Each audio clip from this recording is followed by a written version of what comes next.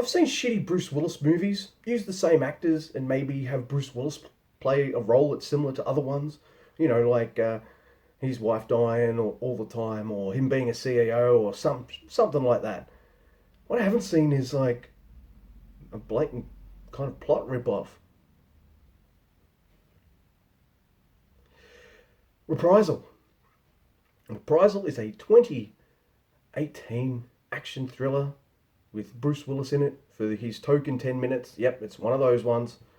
Yep, we're back into shitty Bruce Willis territory. It also stars Frank Grillo and Jonathan Shate. It's mostly a three-man kind of movie. Alright, so you know the drill with these Bruce Willis movies, right? They stack it up the top with names, and then they just fill up the rest of the parts with whoever. And that's Reprisal. Let me just go through the plot first, right? Not a whole. There's going to be spoilers, right? Be warned. So Reprisal, all right. Frank Grillo's this bank manager dude, and his bank gets robbed, and people die and all that kind of shit. So he's being laid off. He's being investigated just in case. I guess he's part of it or whatever. I don't know.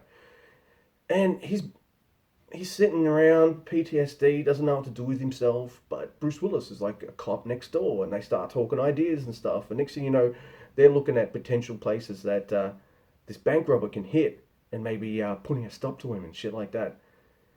And Jonathan Shate, who is the bank robber, is pretty good in this too. Like, I really like Frank Grillo and Jonathan Shate. I really like the plot and the setup.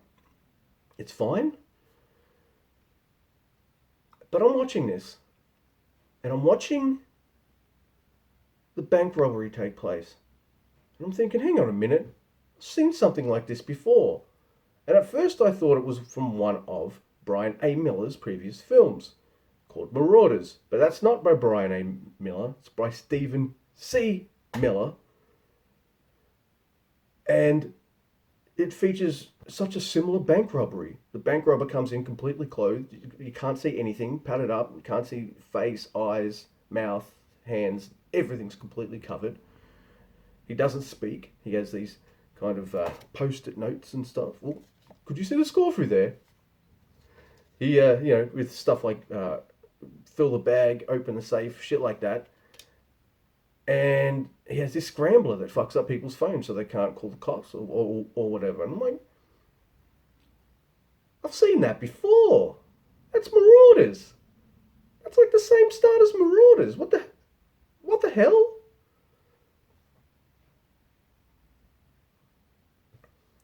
And I'm pretty sure Jonathan Shate was in that movie as well as Bruce Willis. It's just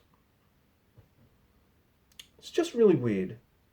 Now, the thing is, I brought my wife in to watch this because I was like, hey, would you mind watching one of these really shitty Bruce Willis movies with me? Just so, you kind of get a vibe as to, like, the pain that I've been feeling. She's like, yeah, all right, I'll watch one.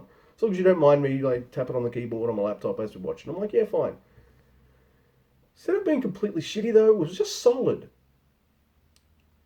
Predictable, but solid. And the reason it's predictable is because of the name of the movie, Reprisal. So for the first half of the movie, I don't feel like any reprisals had been happening. And I'm sitting there going, so where's this reprisal? Where's this reprisal going to happen? And as soon as I was like, the criminal has just seen Frank Grillo's face, he's going to be like, I'm going to get your family now and all this kind of stuff, which happens. I was just like, man, why didn't you just like give that movie a different name? Reprisal kind of... Look, unless you've got your reprisal set up right at the start, if you call your movie Reprisal, I'm just going to keep waiting for the reprisal to happen. Something else I might have done if I had made this movie is I would have made Frank Grillo the bank robber dude and Jonathan Shate the family man / bank manager. They're both good in their roles, don't get me wrong, but I just think it might have been a little better if they switched that around. And this Jonathan Shate, I don't even know if I'm saying his name right. But I like him, and I think he should get more work. And I think he should get more work away from Bruce Willis, because I think he's good enough to not star in these shitty Bruce Willis flicks. Go do a TV show or something, dude. You're pretty good. Another thing is this camera work's wonky as fuck. Hold the camera still, man. I'm trying to see what's going on. Stop it. Also, the editor of this movie has attention deficit disorder. I swear to God. Like I do. But somehow he's able to, like, I don't know, he's just like, either that or he's like, because so many edits. Have you seen that clip from Taken? I'm referencing Taken again. But have you seen that clip from Taken where he jumps the fence and it's like a million different edits just for him jumping the fence? That's this whole movie. It was really, really freaking annoying and I did not like it. However, this movie's completely watchable. It's not boring.